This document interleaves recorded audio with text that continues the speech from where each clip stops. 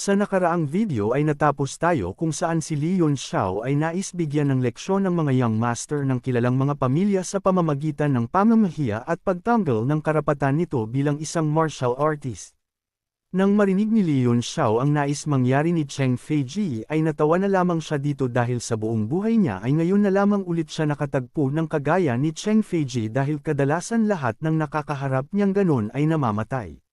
Mayabang parent si Cheng Feiji at inutos nito kay Ding Linger na umalis dahil matutuloy na ang labanan. Pinalibutan ng mga alagad nito sila Li Yunxiao. Tinignan naman ni Li Yunxiao ang lakas ng kabilang panig at nakita niya na mayroong 2 Martial King at 4 na Martial Lord sa grupo ni Cheng Feiji. Sa huling pagkakataon ay hiniling ni Ding Linger na palampasin na lang ito alang-alang sa kanya, subalit desidido si Cheng Feiji na bigyan ng leksyon si Li Yunxiao. Dahil hindi nito sinunod ang kanyang gusto, dagdag pa niya na kabilang siya sa 4 great family ng Dust Flame Empire kaya ang ginawa ni Li Yunxiao ay hindi maaring palampasin. Nilabas ni Li Yunxiao ang Cloud Piercing Arrow at pinaputok sa kalangitan.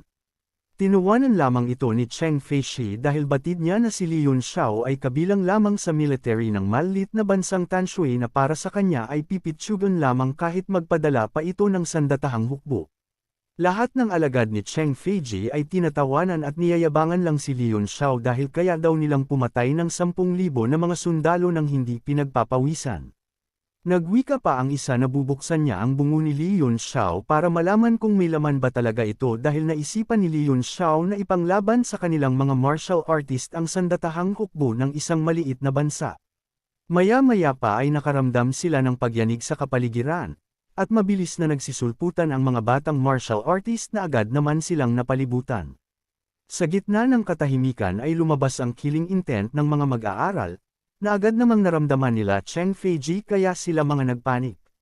Sa gitna ng sitwasyon ay dumating si Cheng Feng para iulat na ang 2,330 na miyembro ng Heaven's Core ay nakahanda na sa anumang ipag-uutos. Maya-maya pa ay sumunod na dumating ang mga commander kasama ang pamilya at mga kaibigan ni Li Yunxiao. Hindi naman nagpahuli ang State Guardian na pinamumunuan ni Commander Yun. Nang makita ito nila Cheng Feiji ay nanginig sila sa takot dahil hindi kapanipaniwala ang sandatahang lakas na hawak ni Li Yunxiao. Binasag ni Li Yunxiao ang katahimikan at sinimulan niya sa lalaking nagsabi kanina na babasagin niya raw ang bungo ni Li Yunxiao para makita ang laman nito. Sinubukan pa nitong itanggi at magmakaawa kay Cheng Feiji na iligtas siya habang ang mga kasamahan nito na nakapalibot kay Li Yunxiao ay isa-isa nang nagsitakbuan sa takot. Sa pamamagitan ng telekinesis ay hinayla ni Li Yunxiao ang lalaki papalapit sa kanya at binasag ang mga buto nito sa likod. Kinalabutan ng mga nakakita at napaluhod na sa takot si Young Master Jia. Maya-maya pa ay nagbigay na si Li Yunxiao ng hudyat na patayin ang lahat at walang matitira kahit isa. Sa mga puntong ito ay naniniwala peren ang mga hangal na male iligtas sila ng kanilang mga background kung ibaba-landrel nila ito sa mga pasugad na hukbo. Si Commander Xiao ay diretso ng hinamon ang 2 Martial King na nagpaprotekta kay Cheng Feiji. Ang 2 Martial King ay nanginginig na sa takot dahil ramdam nila ang lakas na nilalabas ni Commander Xiao. Ilang sandali lang ay isa-isa nang nagsibagsakan ang mga alagad ni Cheng Feiji subalit hindi peren ito namumulat sa katotohanang walang paki si Li Yunxiao sa background ng kanyang pamilya, kaya patuloy peren niyang pinagsisigawan at iniisip na ito ang magliligtas sa kanya. Tuloy-tuloy peren ang labanan habang si Cheng Feiji ay hindi na alam kung ano ang nangyayari. Si Ding Linger at Old Yu ay hindi makapaniwala sa kanilang nasasaksihan. Sinubukan namang patigilan ni Ding Linger si Li Yunxiao dahil malaking gulo ang pinapasok nito at maaring magdulot ng walang katapusang delubyo sa buong Tianshui. Hindi nagpatinag si Li Yunxiao at sumagot lang ito na kung pipiliin ng pamilya Cheng ng gulo ay buburahin niya ito sa Dust Flame Empire. Gulat na gulat naman si Ding Linger sa sagot ni Li Yunxiao na tila ba parang may malakas na kinakapitan si Li Yunxiao kaya hindi ito natatakot. Ang mga commander ay tuluyan nang inubos ang mga alagad ni Cheng Feiji.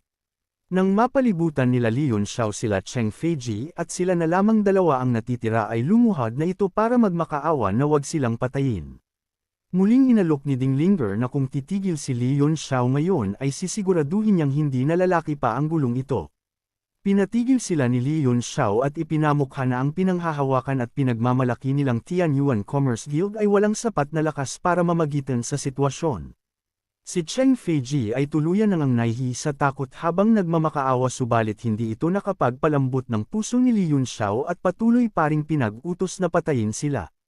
Nang papaslangin na sana ni Commander Yun sila, ay may biglang sumigaw mula sa Thousand Treasure Auction at sa lakas ng pressure na dala nito ay napatigil si Commander Yun. Naramdaman ni Li Yunxiao ang presensya ng isang martial grandmaster kaya pinag-utos niya na bilisang paslangin sila subalit hindi makagalaw si Commander Yun. Tuluyan nang dumating si Yin Chaoyang na isang branch elder ng Thousand Treasure Tower at lalo pang nilakasan ang kanyang pressure na maging ang mga martial king na commander ay hindi na makakilos. Malaki naman ang takot sa mukha ni Ding Lingyir nang makita si Elder Yin, dahil mabigat ang kaparusahan ng sino mang lumabag sa patakaran ng Thousand Treasure Tower. Nakita naman itong pagkakataon ni Cheng Feiji para humingi ng tulong at ipag-utos na paslangin sila Li Yunxiao alang-alang sa pamilya Cheng. Subalit bago pa man siya makatayo ay tumusok na sa kanyang likod ang isang espada at nang lumingon siya ay nakita niya lamang si Young Master Jia na sumaksak sa kanya at agad ding nagpatiwakal. Tinupad ni Li Yunxiao ang kanyang mga sinabi kanina, gamit ang Moon Eye Technique ay nagawa niyang makontrol ang nasiraan na ng bait na si Young Master Jia. Si Ding Lingyir na katabi lang ni Li Yunxiao ay hindi inasahan ang kakayahang taglay ni Li Yunxiao. Nagalit naman si Elder Yin dahil hindi ito nirespeto ni Li Yunxiao at harap-harapan paring sumuwi ang mga tower rules kaya nagpalabas ito ng katikot takot na aura at nais silang patayin lahat ng naruroon. Sinubukan pa itong pigilan ni Ding Lingyir subalit wala itong nagawa dahil ang Thousand Treasure Auction ay isa sa pinakamalakas na puwersa na bumubuo sa kontinente. Galit na galit itong lumipad sa ere at pinakalat ang kanyang aura para simulan na ang parusang. Si Li Yunxiao na kalmado lang ay tinawag ito sa pangalan at binanggit ang pangalang Yuanbo. Binalaan naman siya ni Elder Yin na walang silbi kahit na mapangalanan niya ang kanilang third elder. Dahil batid ni Li Yunxiao na hindi ito makikinig ay gumamit na siya ng thought of communication para kausapin si Elder Yin. Binagat ni Li Yunxiao kay Elder Li ang sekreto ng Treasure Towers kung saan bawat miyembro na makakatungtong ng Martial Grandmaster ay magkakaroon ng secret tool na tinatawag na Spatial Communicator. Nabigla naman si Elder Yin dahil ang sikretong ito ay limitado lamang sa kanila dahil ang Spatial Communicator ay may pangbihirang kakayahan na magawang mapag-usap ang dalawang magkalayong lugar kahit pa saan sa buong kontinente. Tinanong ni Elder Yin kung sino siya at bakit alam nito ang sikreto ng Treasure Tower. Hindi ito sinagot ni Li Yunxiao subalit nagbigay siya ng mensahe na nais niyang ipahatid kay Yuanbo, na 20 taon na ang nakakaraan sa labas ng Crimson Crescent City ang matagal na niyang kaibigan ay kinakamusta siya. Nagdalawang isip si Elder Yin dahil ang Spatial Communicator ay sobrang mahal kung gagamitin, at si Elder Yuanbo ay isang tao na maski siya ay walang karapatan na basta-basta na lamang magpaabot ng mensahe dito, dahil isa lamang siyang branch elder sa Dust Flame Empire subalit kung totoo man ang sinabi ni Li Yunxiao, na kaibigan nito si Elder Yuanbo ay malalagay sa panganib ang kanyang buhay kapag ipinagsawalang bahala niya lamang ito. Kaya gulong-gulo ang isip ni Elder Yin kung ano ang kanyang gagawin, pero pinili pa rin ito na kumalma muna at sinimulang ilabas ang Spatial Communicator para makausap si Elder Yuanbo. Sinimulan na niyang i-activate ang Spatial Communicator at ipinadala ang mensahe kay Third Elder. Libo-libong milya ang layo mula sa Martial Flame City ay makikita si Elder Yuanbo na kasalukuyang nagtaturo sa harap ng mga tagapakinig. Dumating na ang mensahe sa kanya at nang makita ito ng mga tagapakinig ay iniisip nila na sobra sigurong importante ng ipinapadalang mensahe dahil pinadala ito sa oras ng pagtuturo at kinailangan pa talagang direkta itong ipadala kay Elder Yuanbo. Binanggit ni Elder Yuanbo na si Yin Chaoyang ang nagpadala ng mensahe mula sa Dust Flame Empire. Nagtataka naman ang mga tagapakinig dahil ang Dust Flame Empire ay isang maliit lamang na bansa sa kontinente. Dagdag pa nila na kahit mawasak ng tuluyan ang Thousand Treasure Tower ay hindi ito ganun ka-importante para diretsyong ibigay ang balita kay Elder Yuanbo. Isa sa mga tagapakinig ay superior ni Elder Yin at nagtataka ito kung bakit hindi pinadiretso sa kanya ang balita at pinaabot agad kay Elder Yuanbo. Nang pakinggan ni Elder Yuanbo ang mensahe ay ikinabigla niya ito. At sa lakas ng kanyang pagkabigla ay hindi niya na-control ang kanyang aura dahilan para sumabog ito at mayanig ang buong lugar. Nag-aalala ang mga nakikinig sa kanya at tinanong kung anong nangyari. Ang spatial communicator ay unti-unti nang nawawasak at dahil sa matinding emosyon na nararamdaman ni Elder Yuonbo, ay napilitan itong lumabas para ilabas ang kanyang saloobin. Sumunod ang mga tagapakinig at nakita nila si Elder Yuonbo na naiiyak sa tuwa sa di malamang dahilan. Umiiyak na sinabi ni Elder Yuonbo sa kanyang sarili na tama ang kanyang paniniwala at kailanman ay hindi niya inisip na si Emperor Gu Feiyang ay namatay. Si Leon Xiao kasama ang mga hukbo ay hinihintay ang mensahe pabalik kay Elder Yin. Maya-maya lamang ay nagkaroon na ito ng reaksyon at gaya ng nauna ay nawasak din ang spatial communicator. Tinanong ni Leon Xiao kung ano ang sinasabi ng mensahe at sumagot naman si Elder Yin na may nais muna siyang kumpirmahin kay Leon Xiao. Binanggit ni Elder Yin ang isang tula na kailangan kompletuhin ni Leon Xiao bilang pagpapatunay na siya ang kaibigan ni Elder Yuonbo.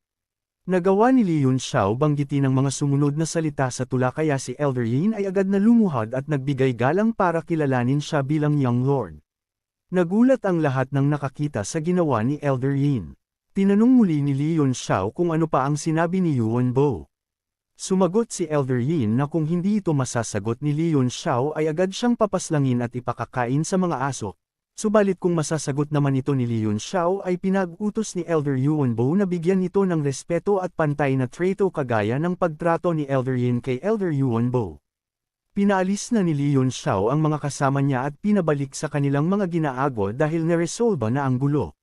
Habang ang lahat ay iniisip kung ano ang sinabi ni Leon Xiao kay Elder Yin ay kumpiyansa naman si Yun Xiang na ang ibinigay niyang impormasyon ay patungkol kay Emperor Gu Feiyang. Patuloy pa rin ang pangarap nito na muling makita si Emperor Gu Feiyang. Humingi si Leon Xiao ng paumanhin kay Elder Yin dahil sumuway ito sa patakaran ng Thousand Treasure Tower. Agad namang kumilos si Elder Yin at ipinamuka sa lahat na ang totoong may kasalanan ay ang mga kalaban ni Leon Xiao at nararapat lang iyon sa kanila dahil hindi ito sumusunod sa patakaran ng Thousand Treasure Tower. Tinawag ni Elder Yin ang mga tauhan sa tower at ipinadampot ang mga bangkay para ipadala sa Dust Flame Empire at ipagbigay alam na namatay ang mga ito dahil sumuway sila sa patakaran ng Thousand Treasure Tower. Hindi naman makapaniwala sila Ding Linger at Old Yu na nagiging bias si Elder Yin kay Leon Xiao. Tinanong ni Elder Yin kung may nais pang gawin si Leon Xiao na kinakailangan niya ng tulong. Sumagot naman si Leon Xiao na sa ngayon ay wala pa at hahanapin na lamang siya kapag kailangan niya ng tulong. Ibinigay ni Elder Yin ang gold card kay Leon Xiao na maaari niyang gamitin sa Thousand Treasure Auction at makakatulong ito para mabawasan ng 30% ang kanyang mga bibilhin. Nagpasalamat naman si Leon Xiao dito at sa isip-isip ni Elder Yin ay maswerte siya, dahil nagkaroon siya ng koneksyon kay Leon Xiao dahil lubos ang respeto ni Elder Yuonbo dito at maaring makatulong ito sa kanya sa hinaharap. Nagtanong si Leon Xiao ng ilang mga ingredients kay Elder Yin at sumagot naman ito na mayroon sila ng lahat ng bagay na makikita sa kontinente. Nang marinig ito ni Ding Linger na kanina pa sa kanila sumusunod ay bigla itong nakisali sa kanilang usapan at sinabing sa kanilang Tianyuan Commerce Guild ay mayroon ng hinahanap ni Leon Xiao sa kanila kaya nagpadala na siya ng tao para kunin ito. Hindi naman pumayag si Elder Yin na masapawan ni Ding Linger at sinabing mas maganda ang kalidad ng mga ingredients sa kanila kaya silang dalawa ay nagtalo. Bagamat totoo ang sinabi ni Elder Yin na mas maganda ang kalidad sa Thousand Treasure Tower kaysa sa Tianyuan Commerce Guild ay pinili pa rin ni Leon Xiao na kunin muna sa ngayon ang kay Ding Linger para hindi na sila magtalo. Napagtanto naman ni Ding Linger kung gaano kaimportante si Leon Xiao kumpara sa kanila. Ang dalawang pinakamalakas sa pangkat ni Leon Xiao ay nagtataka pa rin hanggang ngayon sa nangyayari at nais nila itong tanungin pagkatapos nito sa kanyang ginagawa. Bago pa man magpaalam si Elder Yin ay may inabot pa itong huling bagay kay Leon Xiao. Ayun ay ang VIP badge na magagamit ni Leon Xiao sa gaganaping Thousand Treasure Auction kinabukasan. Nagpasalamat si Leon Xiao dito at agad na rin umalis subalit tuloy-tuloy pa rin ang pagsunod sa kanila ni Ding Linger at Old Yu. Nakabalik na si Leon Xiao sa Martial Flame Meeting Hall at makikita rito na kasama niya pa rin sila Ding Linger at Old Yu. Hindi na nagpaligoy-ligoy pa si Ding Linger at sinabi kay Li Yunxiao na ang kanilang Tianyuan Commerce Guild ay kasalukuyang humaharap sa panganib at kinakailangan ng tulong ni Li Yunxiao. Dagdag pa nito na hindi si Li Yunxiao magsisisi sa gantimpala na matatanggap niya. Saglit lamang iniisip ni Li Yunxiao kung ano ang problema nila at nahulaan niya na agad na ito'y patungkol sa nalalapit na Commerce Alliance Tandem Event. Nabigla naman si Ding Linger dahil maging ang bagay na ito ay alam ni Li Yunxiao kahit na nasa maliit na bansa lamang ito. Para sa kaalaman ng lahat, ang Commerce Alliance Tandem Event ay isang kaganapan kung saan ang edad 30 taon pababa ay maglalaban-laban sa martial arts at refining arts para malaman kung sino sa mga Commerce Guild ang mayroong miyembro na may pinakamataas na potensyal sa hinaharap. Dito rin kukunin ang magiging posisyon at awtoridad ng Commerce Guild sa nabuong alyansa. Ang event na ito ay napaka-importante sa isang Commerce Guild dahil magiging basehan ito sa kalakasan at kahinaan ng impluwensya ng isang Commerce Guild. Sa kasalukuyan, ang Tianyuan Commerce Guild ay ikatlo sa huling pinakamahina sa alyansa at malapit na silang malaglag sa kanilang posisyon, kaya ang ama ni Ding Linger na si Ding Shan ay ginagawa ang lahat para makahanap ng mga young talent sa buong kontinente, at tumutulong na rin siya sa paghahanap para maibsan ang bigat na pasanin ng kanyang ama. Tinanong ni Li Yunxiao na hindi siya parte ng kanilang Commerce Guild kaya paano siya makakatulong. Mabilis naman na sinagot siya ni Ding Linger at sinabing siya na ang bahala na bigyan si Li Yunxiao ng random identity dahil kalahating taon pa naman bago maganap ang nasabing event. Pumayag na si Li Yunxiao na tulungan sila, subalit sa isang kondisyon na kailangan nilang magbayad muna, dahil hindi niya na mahihintay ang kalahating taon at kailangan niya ng pera. Tumutol naman si Old Yu sa pagbabayad ng maaga dahil wala siyang tiwala kay Li Yunxiao dahil maaring sa susunod na kalahating taon ay hindi na ito buhay dahil sa ginawa niya sa Xingyang at Cheng family. Papaalisin na sana sila ni Li Yunxiao, subalit nagsalita si Ding Linger na wag nang pansinin ang sinabi ni Old Yu at sabihin na lamang sa kanya ang presyo na nais ni Li Yunxiao. Binanggit ni Li Yunxiao na nais niya ng 50 na floating battleship. Nagalit si Old Yu dahil ang floating battleship ay hindi ganon kamura at nais pa ni Li Yunxiao ng 50 nito. Naiinis na si Li Yunxiao kay Old Yu at tinaasan pa ang hiniling nito na umabot sa 100 na floating battleship. Inantala ni Ding Linger ang kanilang argumento at sinabi kay Li Yunxiao na kung masisigurado niyang maipapanalo ang tandem event ay handa siyang magbayad ng 50 na battleship. Sumagot si Li Yunxiao na hindi lang panalo kundi kaya niyang makuha ang first place at mailagay ang Tianyuan Commerce Guild sa posisyong 7 main management na isa sa pinakamataas na posisyon sa alyansa.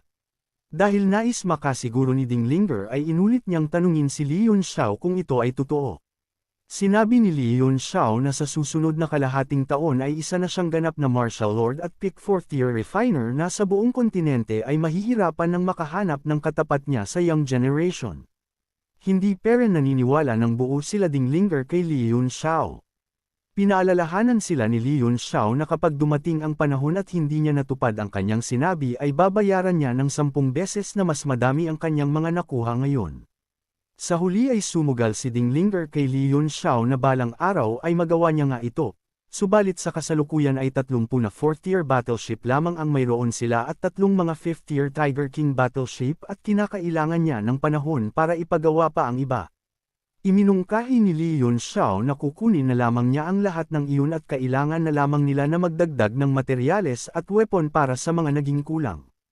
Pumayag naman si Ding Linger sa naging kasunduan. Naglakad na pauwi sila Ding Linger at Old Yu habang pinag-uusapan ang nangyaring kasunduan. Malaki pa rin ang pagdududa ni Old Yu kay Li Yunxiao dahil malabong mangyari ang sinasabi nito. Sinabihan naman siya ni Ding Linger na kailangan lang nito magtiwala dahil sa parte pa lang na third-class refiner si Li Yunxiao ay may chance na silang manalo dahil sa buong kontinente ay iilan lang ang may ganong talento sa edad na 30 na taon. At kung sa martial arts naman ang pag-uusapan ay hindi niya na inaasahan si Li Yunxiao na lumahok pa rito dahil malakas ang kumpiyansa ni Ding Linger na sa susunod na kalahating taon ay mapopromote siya sa Martial King Realm. Ibinalita ni Li Yunxiao kila Commander Xiao ang mga naging kaganapan at hindi ito makapaniwala na napapayag ni Li Yunxiao ng ganun-ganun lang ang Tianyuan Commerce Guild. Batid ni Li Yunxiao na talagang naiipit na ang Tianyuan Commerce Guild kaya niya mabilis na nakuha ang kanyang hiling. Pinaalala ni Commander Xiao ang maaring mangyari sa mga susunod na araw sa pagitan nila ng pamilya Xingyang at pamilya Cheng. Sumagot si Li Yunxiao na hindi nila kailangan mag-alala dahil nakahanda siya sa kung anumang pwedeng mangyari.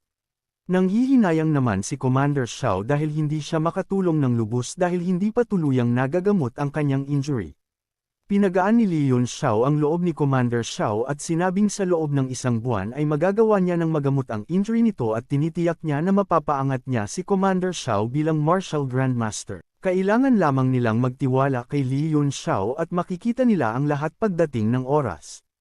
Ibinigay ni Li Yunxiao ang gold badge sa kanyang lolo para ipaabot kay Lord Zhang at magamit sa pagbili ng mga materyales sa Thousand Treasure Tower.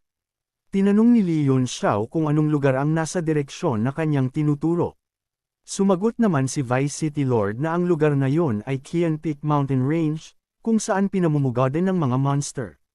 Masaya si Li Yunxiao na malaman na may mga monster sa lugar na yun at batid niya rin na mayroong mga nakatirang hidden noble family sa lugar dahil nararamdaman niya ang bigat ng soul power na nagmumula roon at nais niyang kunin ito at dalhin sa Martial Flame City. Inutusan ni Li Yunxiao si Jierong na ibigay ang array formation sa Heaven's Core para i-set up sa bawat sulok ng Martial Flame City. Nang binasa ni Jierong kung ano ang mga array formation ay nalaman niya na tatlo ang klase na binigay ni Li Yunxiao. Una ay ang 9 Dragon Soul Engravings Array na gagamitin niya para higupin ang soul power sa lugar ng Qian Mountain Range papunta sa Martial Flame City. Ang dalawa naman na array formation na tinatawag na Heaven's Capital Array at Great Sun Golden Sword Array ay gagamitin para sa pang-atake at pangdepensa ng Martial Flame City. Inutusan ni Li Yunxiao ang dalawa na magtungo sa Thousand Treasure Auction para ipagpalit ang kanyang mga kayamanan sa primordial stones na gagamitin niya sa pagbuo ng array formation. Hindi naman makapaniwala silang dalawa dahil si Li Yunxiao ay may array formation na kayang pumaslang ng isang martial emperor na makikita lamang sa mga malalakas na forces ng kontinente. Bumaba si Li Yunxiao sa meeting hall at nakita sila Meng Bai at Meng Wu na tinitignan ang mga pinadalang materyales at mga sandata galing sa Tianyuan Commerce Guild at Thousand Treasure Tower. Ibinalita rin ni Meng Wu na naipadala na rin ang mga ingredients na gagamitin ni Li Yunxiao para sa paggamot kay Jim Eng. Dagdag pa niya na nagpadala rin ang Thousand Treasure Auction ng mga listahan ng mga e-auction bukas. Inatasan ni Li Yunxiao na maging Chamberlain si Meng Wu kaya labis ang saya nito dahil sa pag-iisip na may gusto sa kanya si Li Yunxiao at handa itong gawin ang lahat ng nais ni Li Yunxiao. Sa loob ng bedchamber ay nakaupo si Li Yunxiao at nilabas ang nabili niyang materyales na 4 quadranti fruits at beast monster. Kinain ni Li Yunxiao ang prutas at unti-unting ni-absorb ang enerhiya mula dito. Ilang saglit lang ay na-promote na siya sa 5-star Martial Master. Nang pagmasdan ni Li Yunxiao ang Tiger Beast ay naawa siya dito dahil kung nagtagumpay itong makain ang 4 quadranti fruits ay nakapag-evolve sana ito bilang Tiger King. Nilabas ni Li Yunxiao ang kanyang Zuan weapon para i-refine ulit ito kasama ang dugo at pangil ng Tiger Beast. Ginamit ni Li Yunxiao ang Phoenix Fire para mabilis na ma-refine ang Zuan weapon. Ilang sandali lamang ay malapit na ni Li Yunxiao ma-refine ang Zuan weapon subalit kinapos siya ng Yuan Qi sa proseso mabuti na lamang ay may dumating na natural phenomenon na naglabas ng Thunderbolt kaya tuluyan na nga itong nabuo at dahil tinamaan ito ng kidlat ay mas lalo pa itong lumakas. Napagtanto ni Li Yunxiao na ang Phoenix Fire ay nakaka-attract ng natural phenomenon sa tuwing ginagamit niya ito sa pagre-refine. Nanghihina si Li Yunxiao nang matapos niya ang proseso at pinangalanan niya ng Tiger 2 sa sword ang kanyang Zuan weapon dahil may aura ito ng mabangis na tigre. Kinabukasan ay nagsimula na ang Thousand Treasure Auction. Sa loob ng Thousand Treasure Auction ay makikita na si Elder Yin ay nakikipagtalo sa kanyang kasamahan dahil nais ni Elder Yin na ihabol sa auction ang item ni Li Yunxiao. Subalit tumututol ang Elder Guardian sa kadahilanang malalabag nito ang patakaran ng Treasure Tower. Sa kanilang pagtatalo ay nakisali ang Branch Master na si Shu Jizhou na may pinakamataas na posisyon sa Thousand Treasure Tower sa Dust Flame Empire Branch. At kinakampihan nito ang Elder Guardian dahil si Elder Yin ay hindi alam kung ano ang pinapahabol ni Li Yunxiao subalit pinagpipilitan pera niya itong ihabol. Ang hangarin lamang ng Branch Master ay ang hindi sila mapahiya dahil maaring mababang klase lamang ang item na tinutukoy ni Elder Yin. Nangatwiran naman si Elder Yin na ang item ay mataas ang level at kalidad at handa siyang itaya ang pangalan niya para dito. Tinakot naman ni Elder Guardian si Elder Yin dahil sobra na ang ginagawa ni Elder Yin na paglabag sa mga patakaran kaya kailangan na siyang i-report sa kanyang superior. Dagdag pa niya na isasama niya sa report ang naganap na patayan kung saan pilit itinatago ni Elder Yin ang may gawa ng pagpatay. Napaisip bigla si Elder Yin subalit mas mataas ang paniniwala niya na mas magbe-benefit siya kay Leon Xiao dahil kay Elder Yuanbo. Umalis si Elder Yin na may paninindigan na kahit kanino pa siya magsumbong ay haharapin niya ito. Nagdududa na sila sa kinikilos ni Elder Yin dahil sa kanilang pagkakakilala rito ay masyado itong sakam at palaging inuunan ang kanyang sarili subalit ngayon ay handa itong mapag-alitan maihabol lang ang item ng iba. Tinanong ni Branch Master si Elder Guardian kung kilala ba niya ang napaslang sa nakaraang araw. Sumagot ito nang hindi niya alam, kaya sinabi ni Master Shi na ang mga napaslang noong nakaraang araw ay ang nag-iisang tagapagmana na si Jia ng Xingyang family, at pinakamatandang anak ng pamilya Cheng kasama ang 2 martial king, 5 martial lord at marami pang martial artist.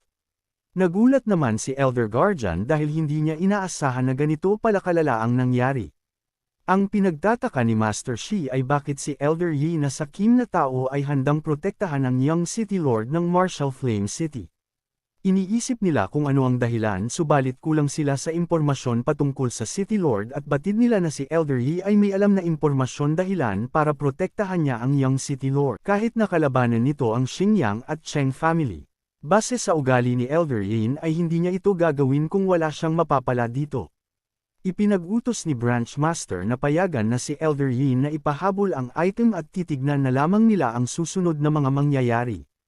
Nagsipasukan na ang mga tao at nagsalita na rin sa harapan si Branch Master Shi para pasalamatan ang mga dumalo at tawagin na ang main auctioneer sa entablado na si Mr. Mei. Sa VIP room kung saan ang mga royalties lamang ng Empire ang nakakapwesto ay naroon sila Leon Xiao habang pinagsisilbihan sila ni Elder Yin. Bumilib si Leon Xiao sa Thousand Treasure Auction dahil ang kanilang main auctioneer ay kabilang sa pamilya Mei na kilala sa buong kontinente. Kampante naman si Leon Xiao na hindi masasayang ang kanyang item na ihahabol dahil lang baka hindi ito makilala. Ipinaliwanag ni Leon Xiao na ang Mei family ay may kakaibang kakayahan na malaman ang halaga ng kahit anong item na mahawakan nila. Natatakot naman si Elder Yin para kay Leon Xiao dahil ang mga sikreto ng bawat kilalang pamilya ay malaya niya lang pinaparinig sa maraming tao. Nagsimula ang unang item sa isang 4th tier na pill na hindi naman sinalihan nila Leon Xiao.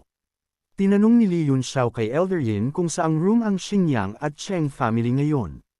Sumagot si Elder Yin na ang Xingyang family ay hindi kabilang sa VIP at ang Cheng family naman ay hindi nakadalo at ang room na kinatatayuan nila ngayon ay nakaalan dapat sa Cheng family.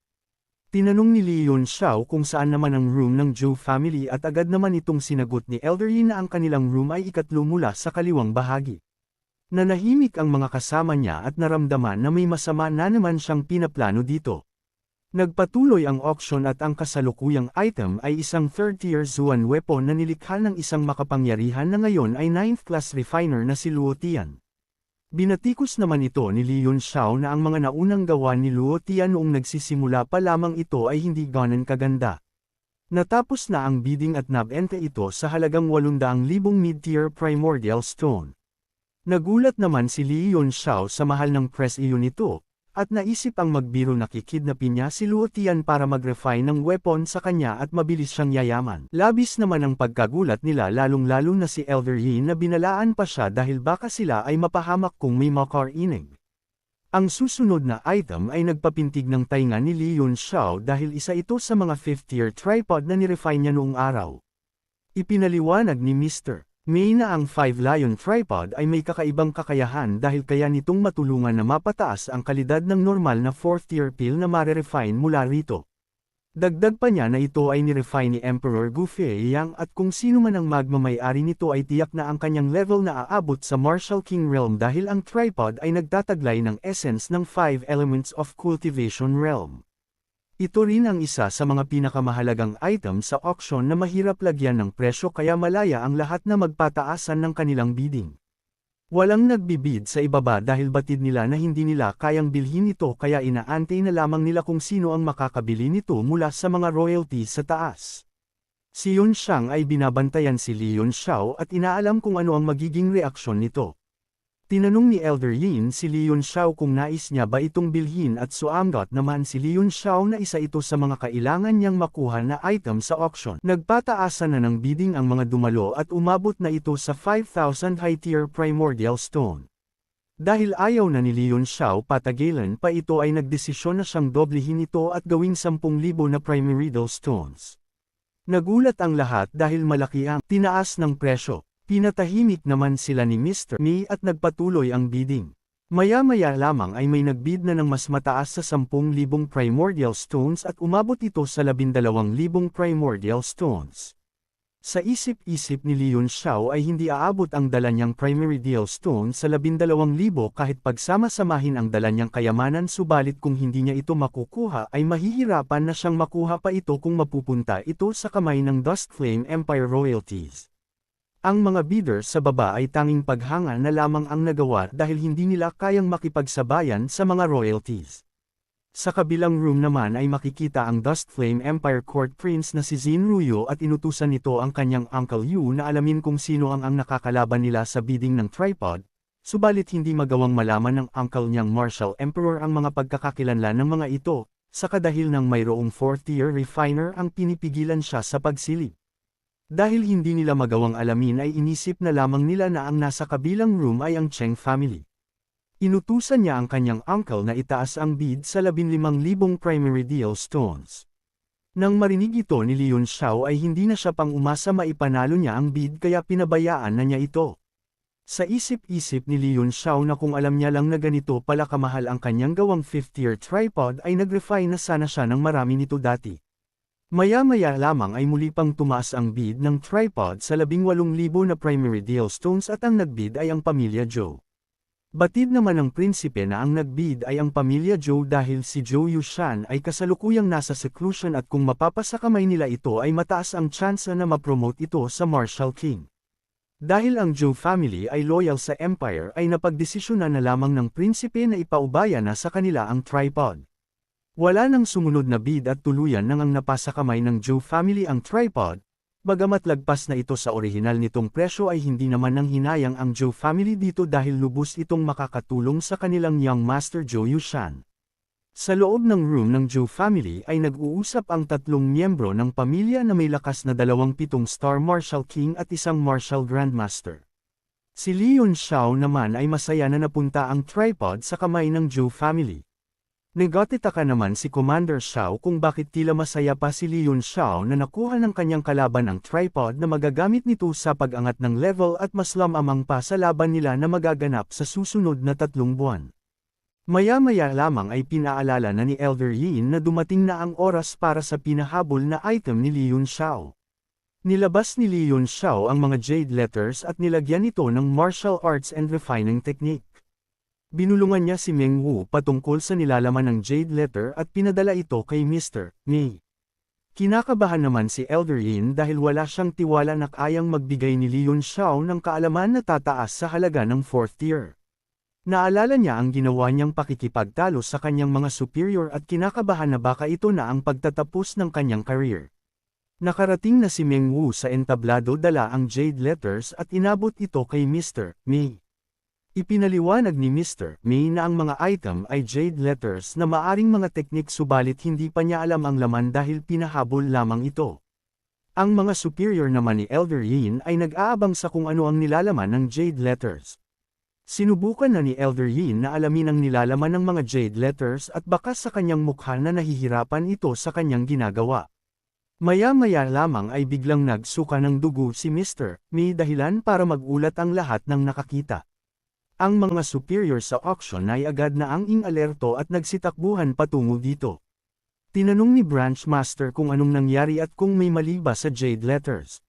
Sa isip-isip ni Elder Yin ay nasuka ito ng dugo dahil sa pagkabigla nang makita ang mga jade letters ay naglalaman lamang ng 3rd tier technique. Bagamat nahihirapan dahil sa tinamo nitong pinsala ay pinilit pa rin ni Miss Mi na sabihin kung ano ang nangyari. Nanginginig at kinakabahan siyang sinabi na ang mga jade letters ay naglalaman ng halaga na lagpas sa 6th tier at dahil sinubukan niya itong puwersahin na alamin ay hindi kinaya ng kanyang kapangyarihan at nagtamo ng matinding pinsala.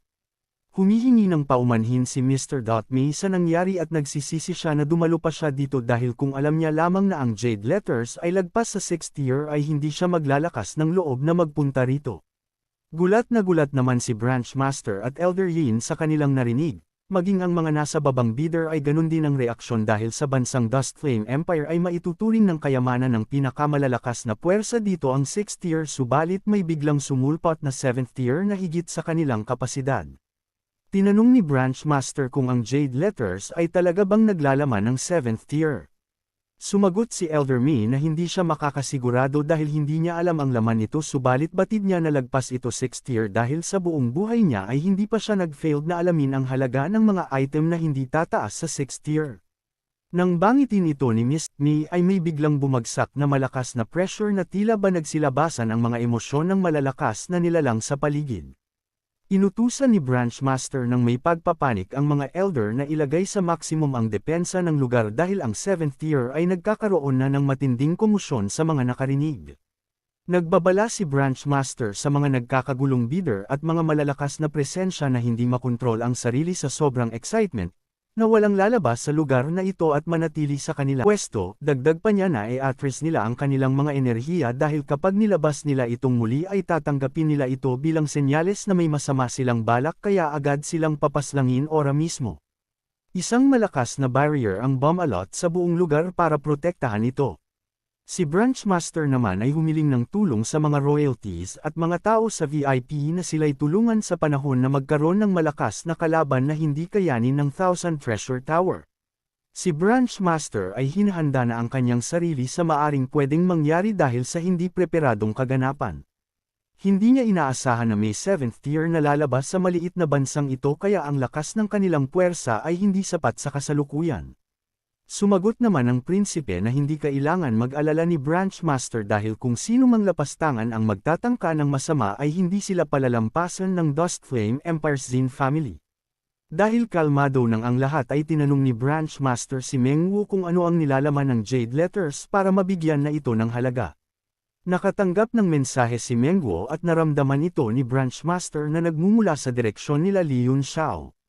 Napagtanto ng uncle ng prinsipe na hindi ang pamilya Cheng ang nasa kabilang room at nagkaroon ng kunting ideya kung sino ito subalit hindi ito binigyan ng pansin dahil para sa kanya ang dapat bigyan ng atensyon ay ang 7th tier na kahit sa Imperial Palace ay sobrang rare na makita. Sumagot si Meng Wu nang may pagka-inosente at sinabing ang kanyang young master ay sinabi sa kanya na ang nilalaman ng 3 jade letters ay 7th tier recipe ng Lesser Sun Yuan Peel, 7th tier refinement method ng 5 Mountain Dawn Gown at ang design para sa 7th tier Ashen Wolf Sword. Nagulat naman si Branch Master sa kanyang narinig at hindi napigilan na manggigil kay Meng Wu kung totoo ba ng isa dito ay ang Lesser Sun Yuan Peel. Maging ang mga bidders sa baba ay hindi rin makapaniwala. Sinabi na ng uncle ng prinsipe na ang nasa kabilang room ay ang Martial Flame City Lord na pumatay kay Cheng Feiji na si Li Yunxiao. Malaki naman ang tanong sa kanilang isipan kung paano nagkaroon ng 7th tier si Li Yunxiao. Pinayuhan ni Mr. May si Meng Wu na e-auction ang mga jade letters ng magkakahiwalay para makakuha ito ng magandang presyo at kayanin na ma-afford ng mga bidders. Inutos naman ni Li Yunxiao kay Meng Wu na sumunod sa sinabi ni Mr. May kaya agad itong sumunod. Nagsalita ng muli si Mr. May sa mga bidders na ang young lady na ang magpapaliwanag kung ano ang magagawa ng mga 7th tier item. Si Branch Master ay nakisali na rin sa mga bidders at handa siyang ubusin ang kanyang kayamanan para sa Lesser Sun Yuan Peel. Nahihiya pang pinaliwanag ni Meng Wu na ang Lesser Sun Yuan Peel ay nagagawang ma-recover ang orihinal na yang form ng isang lalaki. Ang 5 Mountain Dawn Gown ay 7th tier battle gown kung saan nagagawa nitong mapawalang bisa ang atake ng Martial Supreme level. Ang Ashen Wolf Sword ay 7th tier sword formation kung saan kapag na-activate ito ay kaya nitong makapaslang ng Martial Supreme level. Muling nagkagulo ang mga bidders dahil ang Martial Supreme ay ang protector ng isang empire kaya sobra itong importante. Ang ilan sa mga bidders ay tinitignan na walang importansya ang Lesser Yuan Peel dahil para sa kanila ay gabi-gabi naman nila itong ginagamit. Masaya si Branch Master dahil walang alam ang mga bidders patungkol sa peel dahil lingid sa kanilang kaalaman na ang lesser yuan peel ay sobrang mahalaga sa mga high cultivators dahil kapag umangat ka na sa mataas na level ay may mga ilang teknik na kinakailangan ng pure yang chi para makompleto. Para kay Branch Master ang dalawang natirang 7th tier peel ay hindi ganun ka-importante dahil para mabuo ang 7th tier battle gown ay kailangan Martial Supreme din ang mag-refine nito at ang Ashen Wolf Sword naman ay bagamat sobrang lakas ay malabo itong magamit sa bansang ito dahil kinakailangan ng Martial Supreme para ma-activate ang formation. Matapos ang ilang sandali ay nabili na ang mga Jade Letters. Napunta kay Branch Amster ang recipe habang ang battle gown ay napunta sa prinsipe subalit hindi naman pinangalanan kung sino ang nakabili ng Ashen Wolf Sword. Nasiyahan si Leon Xiao sa kanyang nakuhang kayamanan at naisip na dapat ay nagbenta pa siya ng marami nito. Iniisip naman ng mga kasama niya kung ilan pang kayamanang 7th tier ang mga tinatago ni Leon Xiao. Si Elder Yin ay napagtanto na si Leon Xiao ay may master na kagaya ng level ni Elder Yuanbo dahil nagawa nitong maglabas ng 7th tier information kahit na 3rd tier refiner lamang ito. Sa likod ng entablado ay nag-uusap ang mga superior at pinapatigil ang investigasyon kay Leon Xiao. Nagtataka naman ang Elder Guardian dahil sa kanyang paningin ay mas lalo dapat na imbestigahan si Leon Xiao dahil sa nangyari sa auction. Sinabihan naman siya ng mangmang ni Branch Master dahil hindi niya naunawaan ang lakas ng puwersa na nakatago sa likod ni Leon Xiao ay sobrang mapanganib dahil nagawa nitong maglabas ng 7th tier item ng sabay-sabay at kung titignan nila si Elder Yin ay halos nagpapaalipin na ito dito. Kailangan nilang ipatigil ang investigasyon dahil kung magkataon na magalit ito sa kanila dahil sa ginagawang investigasyon ay malaking gulo ang kanilang kakaharapin. Habang naiinggit si Elder Guardian kay Elder Yin ay pinag-utos ni Branch Master na hindi sila manggangailam sa ginagawa ni Leon Xiao at mananatiling sa gitna lamang. Nagbilin din si Branch Master kay Elder Guardian na pamahalaan muna ang tower dahil kailangan niyang umalis ng bansa saglit. Batid naman ni Elder Guardian na maghahanap ito ng mag-verify ng peel kaya agad naman siyang pumayag. Nagpatuloy ang auction at nilabas na ni Mr. Ni ang isa sa special na item sa auction na isang 4th tier array device. Bagamat isa lamang 4th tier ay mayroon naman itong kakaibang kapangyarihan dahil nagagawa nitong mapalakas at mabless ang soul power ng isang refiner. Ipinaliwanag ni Leon Xiao na ang mga array na kayang mag-bless ng soul ay nagmula sa ancient power at maging siya ay aminadong hindi kayang mag-refine ng ganito. Sa kanina pang mga item ay ito ang hinahanatay ni Leon Xiao. Nagawa niyang ilabas ang 7th tier item para makaipon ng pondo at makuha ang array device na ito. Naglabas agad ng 5,000 high-tier primary riddle stone si Leon Xiao na may katumbas na 500,000 mid-tier primary riddle stone. Sinubukan siyang labanan ng ilan subalit wala silang nagawa dahil desidido talaga si Leon Xiao. Ang pinsype ng Empire ay naisipang paglaruan ng presyo ng array at nilabanan si Leon Xiao sa pataasan ng presyo kahit na hindi naman niya gustong bilhin ang array. Umabot sa 20,000 high-tier primary riddle stones ang presyo kaya tumigil na ang prinsipe. Nagalit si Leon Xiao sa prinsipe at pinangako niya na sisingilan niya ang Xin Royal Family ng higit pa sa ginawa nito ngayon. Kinausap ni Leon Xiao si Meng Wuo at inutusang bumalik sa entablado sabay nagpaalam na kay Elder Yin dahil nakuha na niya ang nais niyang makuha. Sinubukan pa siyang pigilan ni Elder Yin dahil hindi pa tapos ang auction subalit mayroon siyang binabalak gawin kaya kinakailangan niya ng umalis. Tinanong naman siya ni Cheng Daisheng kung susubukan ba nilang gantihan ang Xin family. Sumagot naman si Leon Xiao na hindi niya ngayon yun gagawin dahil uunahin niya muna ang Zhou family para makuha ang tripod dito. Sinabi ni Leon Xiao sa kanyang mga kasama na ang Zhou family sa kabilang room ay mayroon lamang 3 miyembro na may lakas na 2 7-star Martial King at isang 1-star Martial Grandmaster. Bagamat kakaunti ang bilang ay higit na mas malakas ito sa kanila kaya maaga silang umalis ng auction house kahit hindi pa ito tapos. Hindi naman pabor si Commander Xiao dito dahil kulang sila sa lakas para labanan ito at kung narito lamang daw sana ang Thunder Beast at Li Chunyang ay maari pa nilang subukan. Tinanong ni Leon Xiao si Commander Xiao kung gaano katagal niya mapapaslang ang isang 7-star Martial King kung lalabanan niya ito ng mag-isa. Sumagot naman si Commander Shao na kung ang kalaban ay average 7-star Marshal King lamang ay kaya niya itong tapusin sa loob lamang ng 15 na minuto, subalit kung tatakbo ang kalaban ay malabo niya itong mapaslang. Sinabi ni Li Yunxiao na bibigyan niya si Commander Shao ng upgraded version ng Origin Blasting Peel na kayang mapataas ang level ni Commander Shao sa Peak Marshal King, subalit kung kaya niyang paslangin ang isang 7-star Marshal King ay wag niya na itong gamitin dahil ang kanyang katawan ay hindi pa tuluyang naka-recovered at baka mapasama lamang siya. Para naman sa pangalawang Marshal King ay siya na ang baalang gumawa ng paraan para pigilan ito sa loob ng 15 na minuto at ang Marshal Grandmaster ay maari na nilang wag pansinin.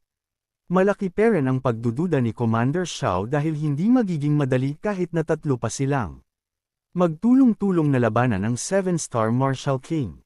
Nagtungo na si Li Yunxiao sa labas para gawin ang kanyang plano na mag-set up ng trap, kaya maaga silang lumabas ng auction house. Dagdag pa ni Li Yunxiao na si Commander Shao daw ang may pinaka-importanteng role sa kanilang plano dahil hanggang 15 na minuto lang ang kaya ni Li Yunxiao na ibigay kay Commander Shao habang pinipigilan niya ang Marshal King. Batid ni Li Yunxiao na maaga ring lalabas ang Zhou family dahil malaki ang ginastos nito sa pagbili ng tripod at hindi na nito makakaya pang bumili ng mga susunod na special item. Matapos ang ilang sandali, ay natapos na rin ang auction, subalit dumating si Meng Wu at nakiusap kay Mr. Ni na bigyan siya ng ilang sandali para ipagbigay alam sa mga martial artist ang nais ng kanyang young master. Pinayagan naman siya ni Mr. Mei kaya nagsimula na siyang sabihin na ang kanyang young master na City Lord sa Martial Flame City ay may nais na ipagbigay alam sa kanila ang ilang mga bagay. Nagdadalawang isip ang mga martial artist kung makikinig ba sila dahil ang Martial Flame City ay maliit lamang na puwersa at hindi naman kilala, subalit nanatili pa rin sila dahil si Meng Wu ang nag-abot ng 7th tier technique kanina. Ipinaliwanag ni Meng Wu na ang kanyang young master ay nais magpalakas ng kanilang lungsod at inaanyayahan ang mga martial artist na mag-apply sa kanila. Bawat martial artist na mag-apply na may lakas na Great Martial Master ay makakatanggap ng isang 2nd tier Zuan weapon, 10 2nd tier pills at 100 higher tier primary deal stones. Ang mga martial lord naman na mag-apply ay makakatanggap ng 3rd tier Zuan weapon, any 10 3rd tier pills at 1,000 higher tier primary deal stones. Ang mga martial king naman na mag-apply ay makakatanggap ng 4th tier Zuan weapon, any 10 4th tier pills at 10,000 higher tier primary deal stones. Kung may nais mag-apply na may lakas na higit sa Martial King ay maari silang makipag-usap diretso kay Li Yunxiao para pag-usapan kung ano ang nais nilang matanggap. Ang lahat ng ito ay agad nilang matatanggap sa pagsali pa lamang, subalit sa mga magtatangkang gumawa ng kalokohan ay may kapalit itong kamatayan. Hindi makapanila ang mga nakarinig sa balita dahil malaking resources ang kanilang gagastusin para dito. Bilib naman si Branch Master kay Li Yunxiao dahil ang mga bagay na kanyang ibinigay ay hindi normal na kahit ang mga kilalang sect at mga pamilya ay hindi ganito kagalanti. Iba naman ang punto ng prinsipe patungkol dito dahil sa kanyang palagay si Li Yunxiao ay naghahanap lamang ng panglalaban sa Xinjiang at Cheng family na sa susunod na mga araw ay aatakihin sila dahil sa ginawa niya kay Jia at Cheng Feiji. Marami ang nais sumali kaya tinanong nila kung saan sila magtutungo para mag-apply. Sinagot sila ni Meng Wu na magtungo lamang sa Martial Flame Residence. Sa paningin ng Zhou family, si Li Yunxiao ay naghahanap ng maraming martial artist dahil sa takot sa kanilang pamilya. Umalis na ang Zhou member sa auction house at sumakay sa floating battleship.